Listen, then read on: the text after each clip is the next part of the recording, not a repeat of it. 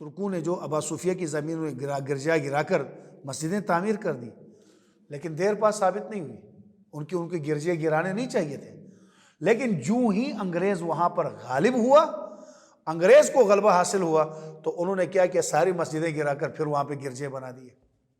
اب مسلمانوں نے چیخیں ماری کہ جی مساجد کو گرانا جائز ہے، مساجد کو، تو انہوں نے کہا اگر جس طرح تمہارے مسلمانوں کے عبادت خانے ہیں، یہ ہمارے بھی عبادت خانے تھے، تم نے کون سی مسجد یہاں پر اپنی زمین پہ بنائی ہے؟ تو چنانچہ مسلمانوں کا چیخنا، ہماری مسجدیں گرائی جا رہی ہیں، ہماری بڑی بڑی لائبریریاں ضائع کی جا رہی ہیں، تو انہوں نے کہا جس طرح تم نے ضائع کیا ہے اسی طرح انہوں نے بھی ضائع کر دیا۔ تو جس طرح کافر ہمیں نہیں روک سکتے مسجد سے، اسی طرح ہمیں بھی یہ اختیار نہیں ہے کہ ہم کافروں کو ان کے عبادت خانوں سے روکیں۔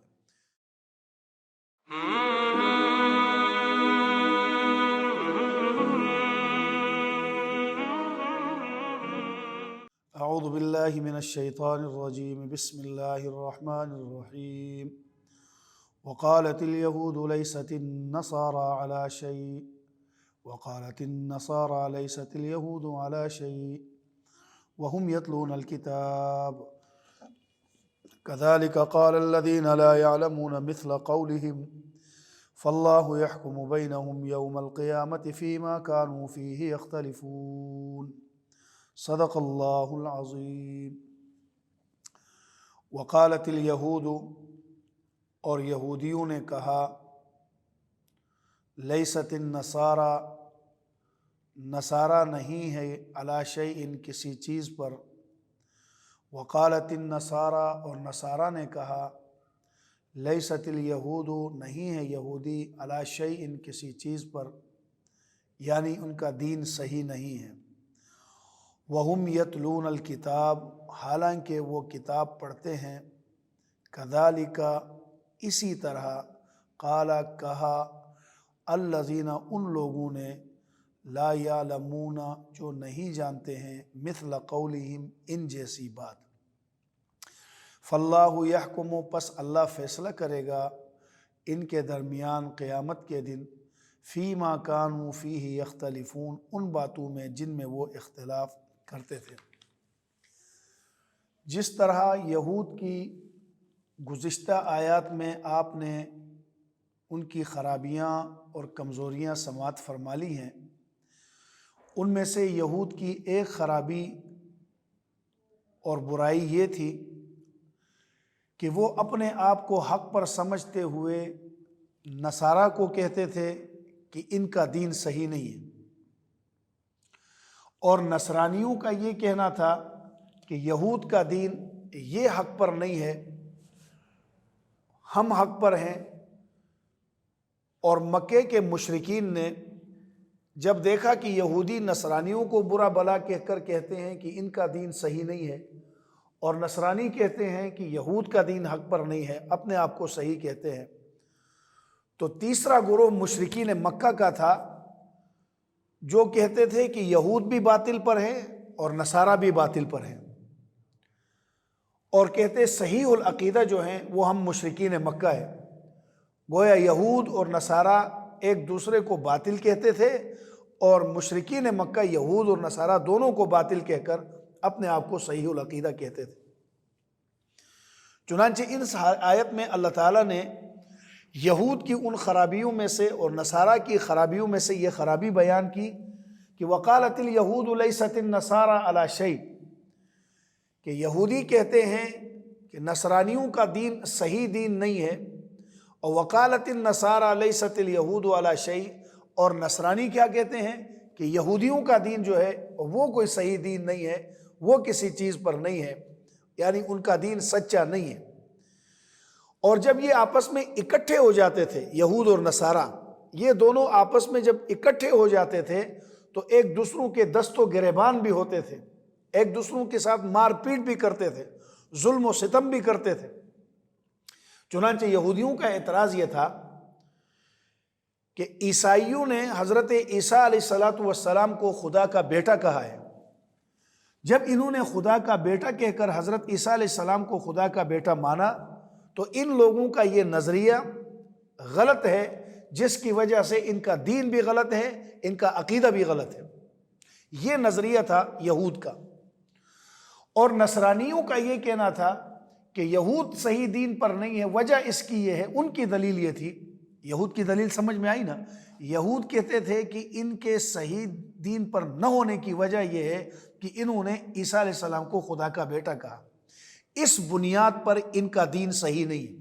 یہ یہود کی دلیل تھی۔ اور عیسائی کہتے تھے کہ یہودی صحیح دین پر نہیں ہے، ان کا دین غلط ہے۔ ان کی دلیل کیا تھی؟ وہ کہتے تھے کہ انہوں نے حضرت عیسیٰ علیہ السلام جب مبعوث ہوئے، دنیا میں تشریف لائے، تو یہودیوں نے عیسیٰ علیہ السلام کا انکار بھی کیا، بلکہ انکار کیا، آپ کی انجیل کو بھی تسلیم کرنے سے انکار کیا، اور یہاں تک کہ انہوں نے حضرت عیسیٰ علیہ السلام کے بارے میں گندے الفاظ بھی استعمال کیے۔ تو نبی کی توہین اور نبی کی کتاب نہ ماننے کی بنیاد پر یہ لوگ غلط ہیں۔ اللہ فرماتے ہیں وَهُمْ يَتْلُونَ الْكِتَابَ، حالانکہ یہودی بھی کتاب پڑھتے ہیں، نصرانی بھی کتاب پڑھتے ہیں۔ کیا مطلب؟ کہ اللہ نے جو کتاب عیسیٰ علیہ السلام کو دی وہ بھی برحق تھی، موسیٰ علیہ السلام کو جو کتاب دی وہ بھی برحق تھی۔ معنی کیا تھا؟ تو دین تو برحق تھا، پھر یہ غلط کیوں کہہ رہے تھے؟ انہوں نے اللہ کے صحیح نازل کردہ کتابوں کے اندر خود ہی بگاڑ پیدا کیا تھا۔ اپنے دین کو یہودیوں نے خود خراب کر دیا، عیسائیوں نے اپنے دین کو خود خراب کر دیا۔ کیوں؟ ورنہ اہل اسلام کا یہ عقیدہ ہے کہ جتنے بھی کتب سماویہ ہیں، یعنی آسمان سے نازل ہونے والی کتابیں، مثلا تورات ہے، انجیل ہے، زبور ہے، قرآن پاک ہے، اور دیگر جتنے صحائف ہیں جو حضرت ابراہیم علیہ السلام پر اترے یا دیگر انبیاء علیہ السلام پر، یہ سب کے سب برحق ہیں۔ جب سب کے سب برحق ہیں تو پھر انجیل کو یہودی نہیں مانتے تھے، یہ غلط ہے، اور انجیل والے تورات کو نہیں مانتے، یہ غلط ہے۔ وجہ کیا تھی؟ تو اللہ تعالیٰ نے اصل دین انہی کتب کے ذریعے نازل فرمایا تھا۔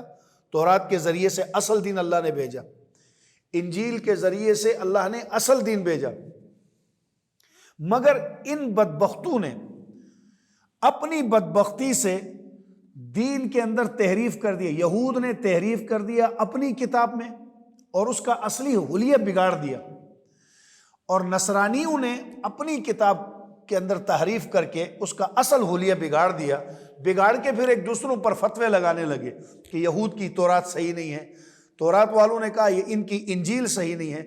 اب انصاف سے بتائیں، انجیل اور تورات یہ دونوں کس کی نازل کردہ ہیں؟ اللہ کی۔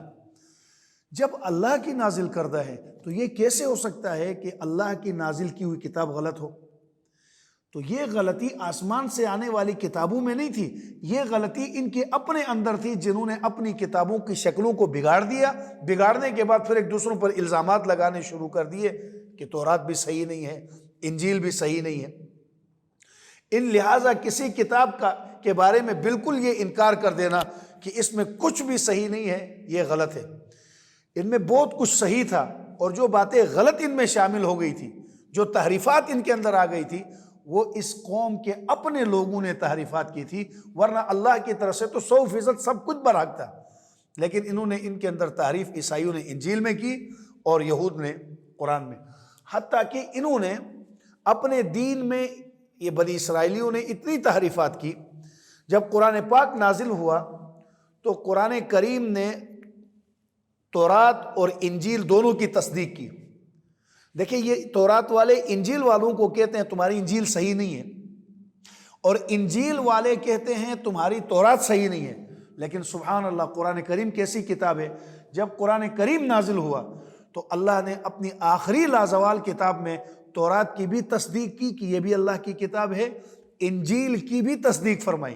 گویا قرآن نے بتایا یہ دونوں صحیح ہے۔ ہاں، یہ دونوں آسمانی کتابیں ہیں، اس کی تصدیق قرآن نے کی، اور جتنی صحائف اس کے علاوہ ہیں ان کی بھی تصدیق کی۔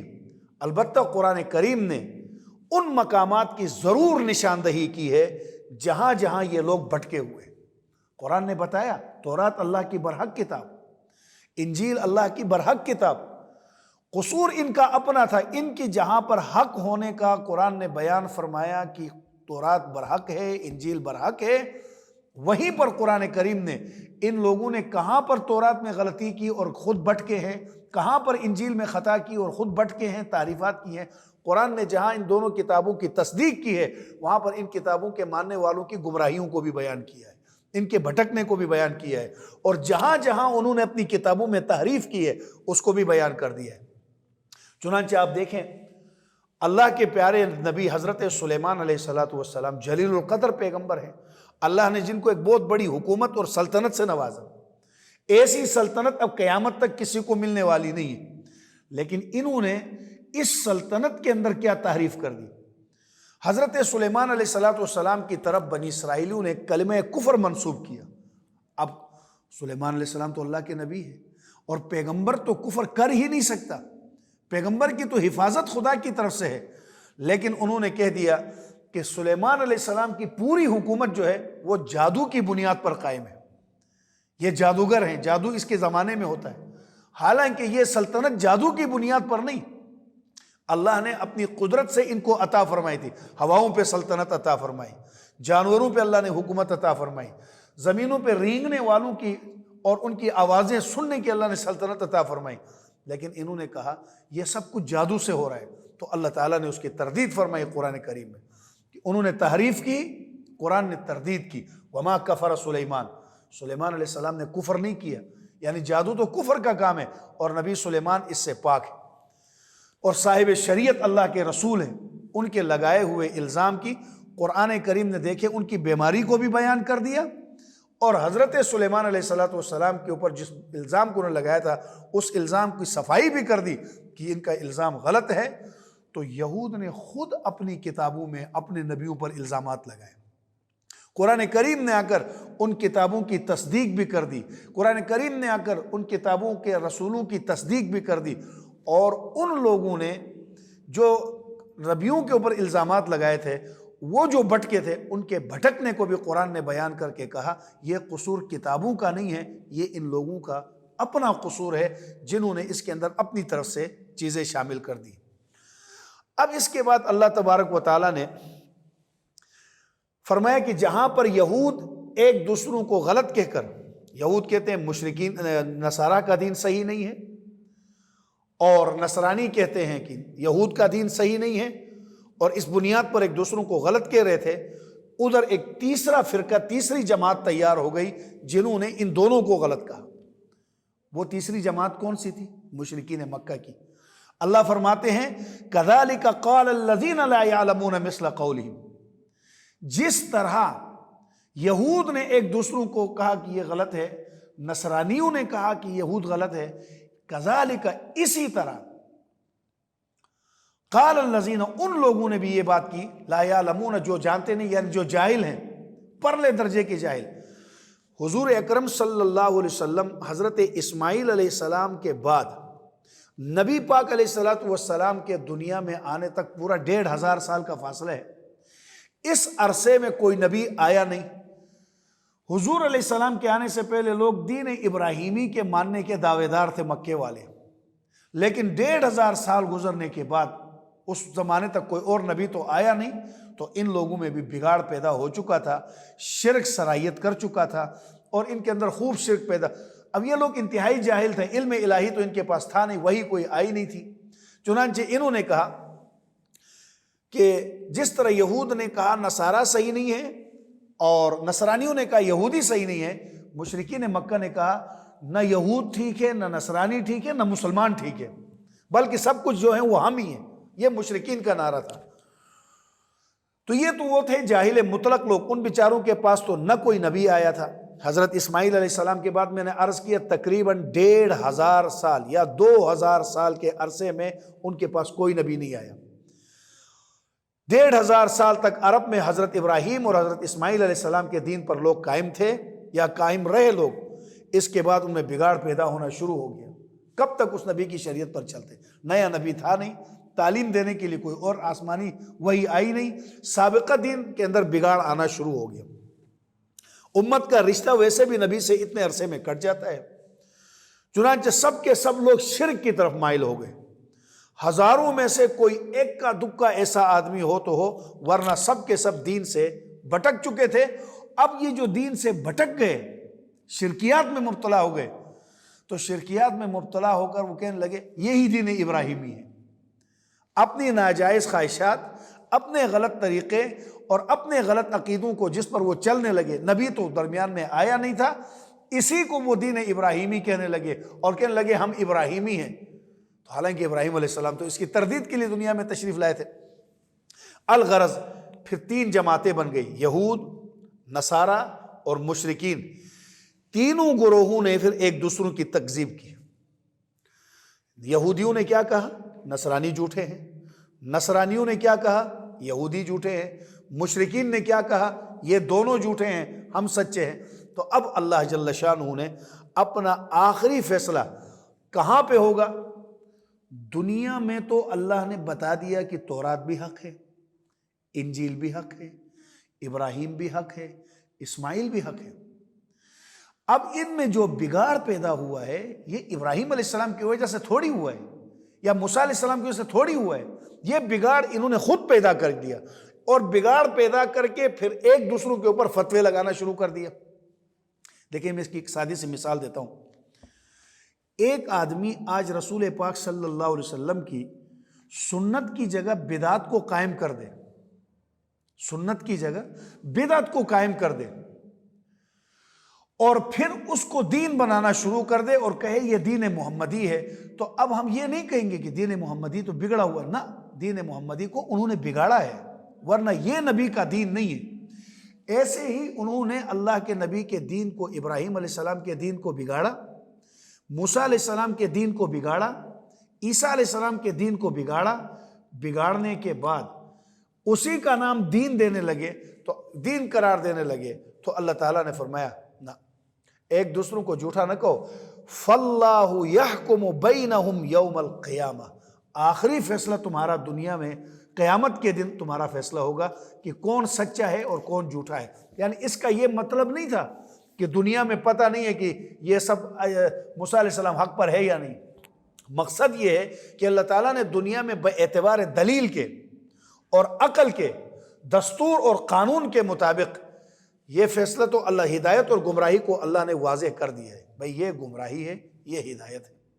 نبیوں کے ذریعے آنے والا دین ہدایت ہے، اس کے ہٹ کر اس کے مقابلے میں آنے والا یا جو اس کے طریقے کے مطابق کوئی اور آدمی اپنی طرف سے لائے، یہ گمراہی ہے۔ یہ ہدایت اور گمراہی اللہ نے واضح کر دی۔ اب قیامت کے دن فیصلہ کرے گا، کیا فیصلہ کرے گا کا کیا مطلب؟ اس کا مطلب یہ ہے قیامت کے دن فیصلہ ہوگا کہ حق پر کون چلا ہے اور گمراہی پر کون چلا ہے۔ یہ نہیں ہوگا کہ قیامت کے دن پتہ چلے گا کہ موسیٰ علیہ السلام حق ہے یا عیسیٰ علیہ السلام حق ہے۔ اس کا یہ معنی نہیں ہے۔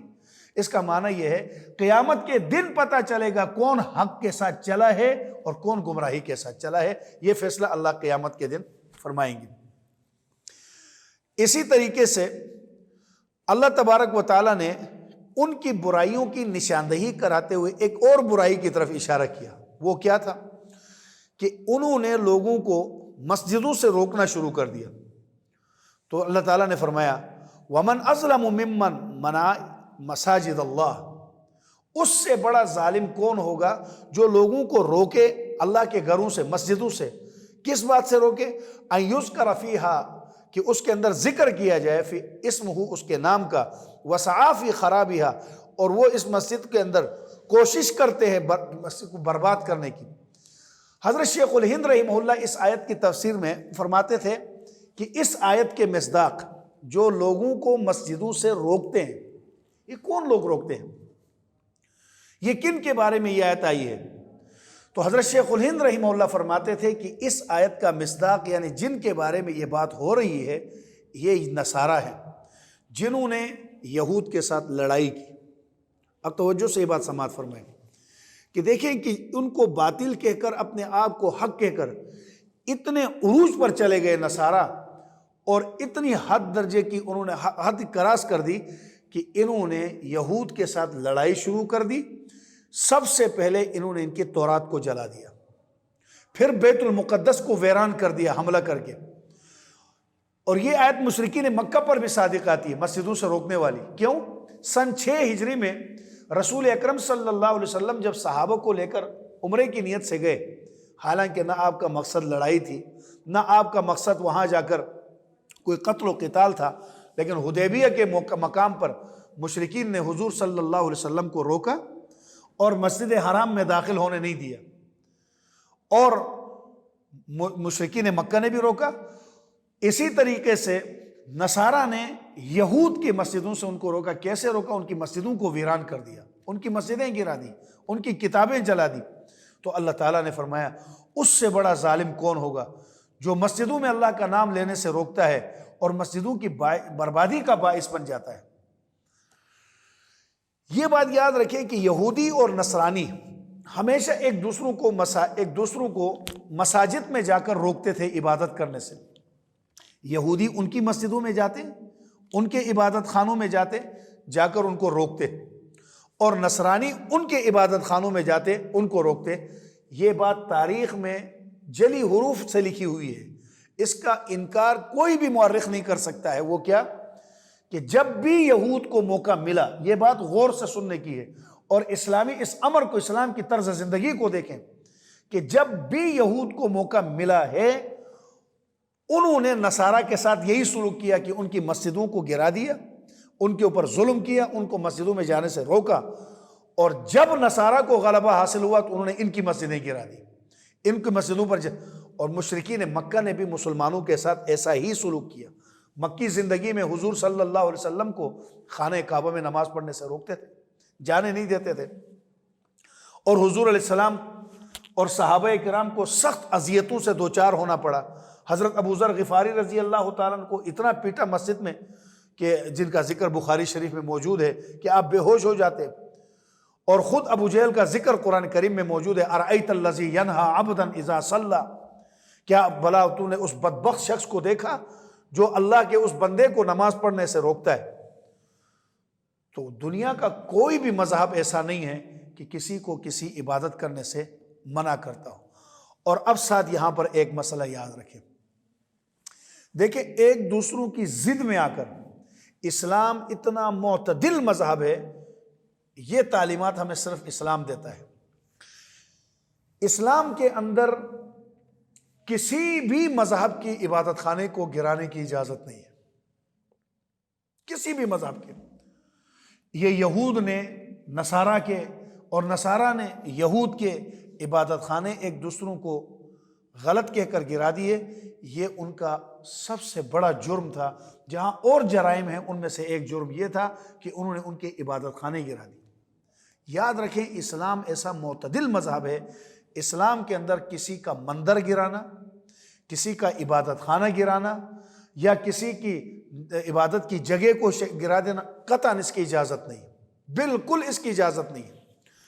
حتیٰ کہ آپ کو یہ بات معلوم ہوگی کہ جب محمد بن قاسم نے جب سندھ پر حملہ کیا، محمد بن قاسم نے جب سندھ پر حملہ کیا تو انہوں نے ہندوؤں کے بعض مندروں کو نقصان پہنچایا۔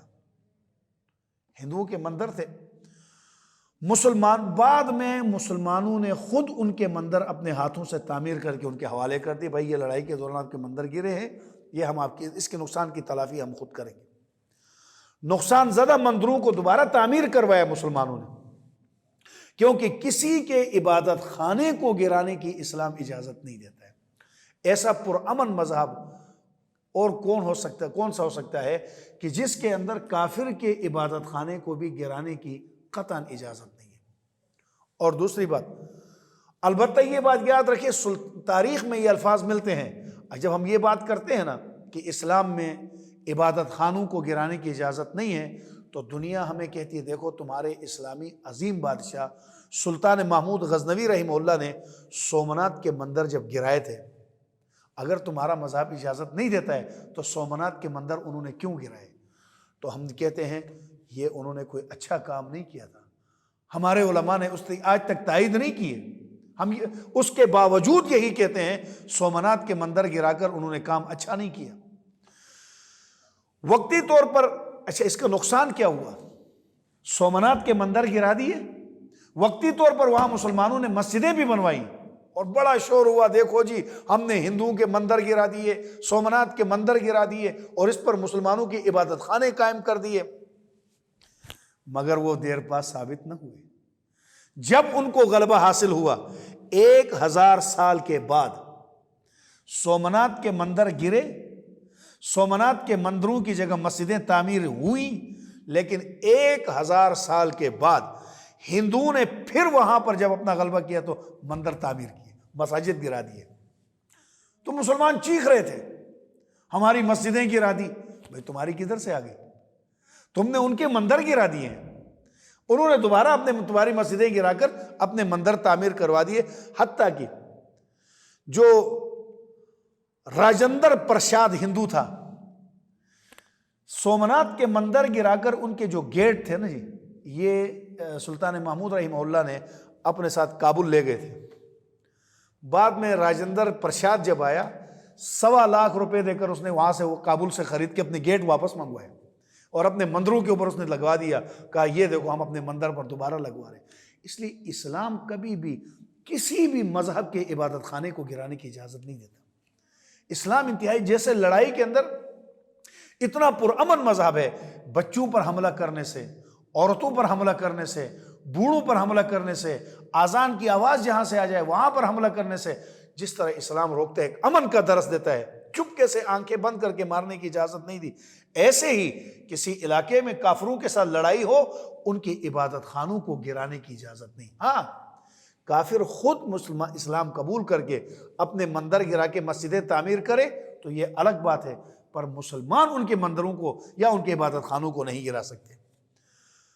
اب چنانچہ اس گیٹ کو منگوا کر اسی جگہ پھر راجندر پرشاد نے نصب کر دیا، اور پھر جہاں سے اکھاڑا گیا تھا وہیں پر اس نے اس کو کیا کر دیا، لا کے رکھ دیا۔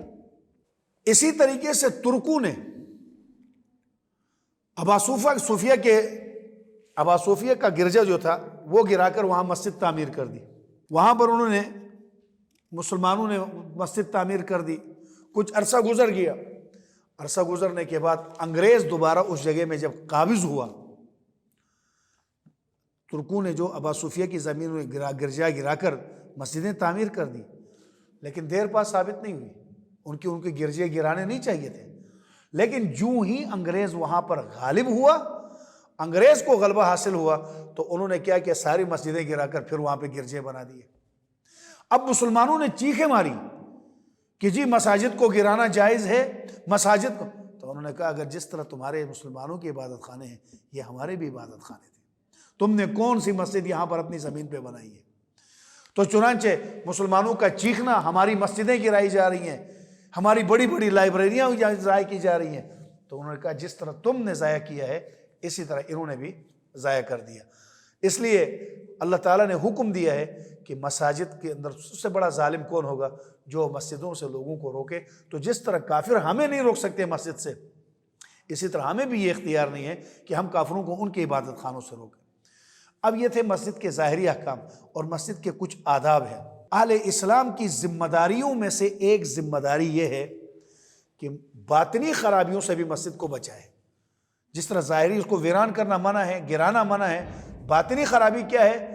مسجد کو اس کے اصل مقصد کے لیے استعمال کیا جائے جس لیے وہ بنائی گئی ہے، عبادات کے لیے، تلاوت کے لیے، ذکر اذکار کے لیے، اور ذکر و اذکار کے لیے، نہ کہ دنیا کے دوسرے کاروبار کے لیے۔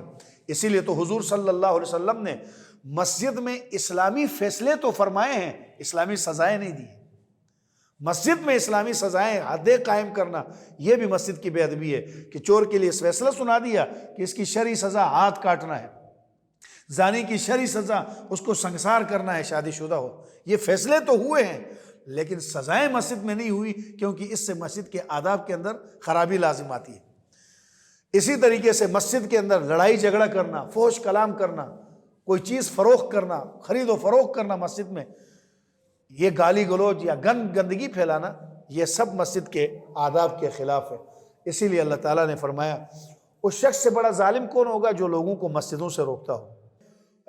مسجد کے آداب میں سے ایک ادب یہ بھی ہے کہ وہاں پر شعر و شاعری نہ ہو۔ ہاں، ایسی شعر و شاعری جو اللہ اور اس کے رسول کی تعریف پر مبنی ہو، یہ الگ بات ہے، ورنہ دنیا کی باتیں، دنیا کی تعریف کی جملے یہ کہنا منع ہے۔ حتیٰ کہ مسجد کے آداب میں سے ابن ماجہ کے اندر حدیث ہے، حضور صلی اللہ علیہ وسلم نے فرمایا چھوٹے بچوں یا کسی پاگل کو مسجد میں نہ لاؤ، کیونکہ بچے عموماً کوئی پیشاب کر جائے اور پاگل آداب کی رعایت نہیں رکھتا ہے، اس سے مسجد کے اندر بے ادبی پیدا ہوتی ہے۔ فرمایا اولئک ما کان لہم ان یدخلوها الا خائفین، فرمایا مسجد کے لیے تو شان یہ ہے کہ ان لوگوں کا اصل میں حق ہی نہیں ہے کہ وہ مسجدوں میں داخل ہوں مگر خوف کھاتے ہوئے۔ اللہ کا گھر ہے، اس کے اندر آدمی دلیر بن کر سینہ چوڑا کر کے نہیں، ادب کے ساتھ، عاجزی کے ساتھ، خاموشی کے ساتھ۔ حدیث پاک میں آتا ہے، سنن دارمی کے اندر ایک حدیث ہے، رسول پاک صلی اللہ علیہ وسلم نے فرمایا ایک وقت ایسا آئے گا جب خشوع اور خضوع اٹھ جائے گا۔ آپ ایک بڑی مسجد میں داخل ہوں گے، وہاں 500 آدمی موجود ہوں گے، مگر ان میں ایک آدمی بھی ایسا نہیں ہوگا جس کے چہرے پر خشوع یا عاجزی کے آثار نظر آتے ہوں۔ سب فضول حرکات میں مصروف ہوں گے، دنیاوی باتوں میں، دنیا کے سارے قصے، سیاسی سارے تذکرے آ کر مسجدوں میں کرنا شروع کر دیں گے۔ فرمایا جو شخص مساجد میں اللہ تعالیٰ کا ذکر کرنے سے روکتا ہے اور مسجدوں کی بربادی چاہتا ہے، ان کے لیے سزا کیا ہے؟ فرمایا لہم فی الدنیا خزی، ان کے لیے دنیا میں رسوائی ہے، وَلَهُمْ فِي الْآخِرَةِ عَذَابٌ عَظِيمٌ، اور آخرت میں ان کے لیے دردناک عذاب ہے۔ اب اگلی آیت میں اہل ایمان کو مکہ مکرمہ چھوڑ کر مدینہ جانے کا بڑا دکھ ہوا، اس کا تذکرہ ہے، کیونکہ وہ مکے میں بیت اللہ شریف سامنے تھا، اس کے سامنے منہ کر کے نمازیں پڑھتے تھے۔ تو اب وہ مدینہ منورہ چلے گئے تو اللہ نے ان کو تسلی دیتے ہوئے فرمایا کہ وَلِلَّهِ الْمَشْرِقُ وَالْمَغْرِبُ، مشرق بھی اللہ کے لیے ہے، مغرب بھی اللہ کے لیے، سب کچھ اللہ کا ہے۔ فَأَيْنَمَا تُوَلُّوا، پس تم جدھر کہیں بھی رخ کرو گے، فَثَمَّ وَجْهُ اللَّهِ، تم اللہ کی توجہ ادھر ہی پاؤ گے، لہٰذا تم کسی قسم کی گھبراہٹ محسوس نہ کرنا۔ سبحان اللہ، یہ صحابہ کرام کو جو ہجرت کر کے مکے سے گئے، ان کا بیت اللہ رہ گیا، منہ کس کی طرف کریں گے؟ تو جواب دیا منہ مشرق کی طرف کرو یا مغرب کی طرف، تمہارا خدا ہر جگہ موجود ہے، اس لیے گھبرانا نہیں، اللہ تعالیٰ ہر وقت تمہارے سامنے۔ اب استقبال قبلہ کے متعلق، یعنی قبلے کی طرف منہ کرنے کے متعلق حدیث شریف میں آتا ہے کہ سفر کے دوران اندھیری رات یا طوفان یا باران وغیرہ میں اگر قبلے کا رخ معلوم نہ ہوتا ہو، اندھیری رات ہے، سفر میں ہے، بارش ہے، طوفانی ہوائیں چل رہی ہیں اور باد و باران کی وجہ سے قبلے کا رخ پتہ نہیں چل رہا اور کوئی بتانے والا بھی نہیں، کوئی بتانے والا بھی نہیں، 3-4 آدمی اپنے ہیں مگر ان کو بھی پتہ نہیں، تو ہر شخص جس طرف رخ ہوتا ہے اسی طرف نماز ادا کر لیتا ہے اس اندھیرے میں، تو اس کی نماز جو ہے وہ درست ہو جاتی ہے، کیونکہ ہر ایک اپنے خیال کے مطابق اس کو قبلہ سمجھ رہا ہے۔ اور اسی لیے فرمایا فَأَيْنَمَا تُوَلُّوا فَثَمَّ وَجْهُ اللَّهِ، یعنی ایسا ہی کوئی واقعہ صحابہ کرام کو پیش آیا کہ صحابہ کرام سفر میں تھے، اندھیرا تھا، رات کا خوب اندھیرا، بارش ہو رہی ہے، اندھیرے میں ایک دوسروں کو کچھ نظر نہیں، تو سب نے اپنے اپنے ارادے سے، کسی نے ادھر منہ کر کے نماز کیا، کسی نے ادھر منہ کر کے، کسی نے کہا یہ قبلہ ہے، کسی نے کہا یہ، بتانے والا کوئی تھا نہیں۔ تو اللہ تعالیٰ نے فرمایا فَأَيْنَمَا تُوَلُّوا فَثَمَّ وَجْهُ اللَّهِ، جس قدر تم منہ پھیرو اللہ پاک تم اللہ کو وہیں پہ پاؤ گے۔ تو یہ سفر کے اندر مجبوری میں اجازت، ورنہ موقع پر موجود ہو تو قبلہ، استقبال قبلہ جو ہے وہ فرض ہے، قبلے کی طرف چہرہ کرنا، بلا عذر قبلے کی طرف سے چہرہ ہٹا کر نماز پڑھ لے، یعنی قبلے کی طرف رخ نہ کرے تو نماز فاسد ہو جاتی ہے۔ اللہ تبارک و تعالیٰ مجھے آپ کو دین سمجھنا، اس پر عمل کرنا آسان فرما دے۔ آگے فرمایا ان اللہ واسع علیم، اللہ تعالیٰ بڑی وسعت والا ہے اور سب کو جاننے والا ہے، وہ ہر شخص کو اس کے حالت کے مطابق بدلہ ادا کرے، کیونکہ انہیں نماز پڑھنے والوں کی نیت کو جانتا ہے، ان بیچاروں کو قبلے کا پتہ نہیں تھا، تو جس طرف انہوں نے سمجھا قبلہ اس طرف منہ کر کے پڑھا، اس کی نیت کے مطابق اللہ اس کو بدلہ عطا فرمائیں گے۔ اللہ تبارک و تعالیٰ مجھے آپ کو دین سمجھنا، اس پر عمل کرنا آسان۔ اگر ہماری ویڈیو پسند آئی ہے تو اسے لائک کریں، کمنٹ کریں اور دوستوں کے ساتھ شیئر کریں، اور اگر ہمارا چینل ابھی تک سبسکرائب نہیں کیا تو اسے سبسکرائب کر دیں اور بیل آئیکن کو پریس کر دیں تاکہ ہر آنے والی ویڈیو آپ کو مل سکے۔ جزاک اللہ۔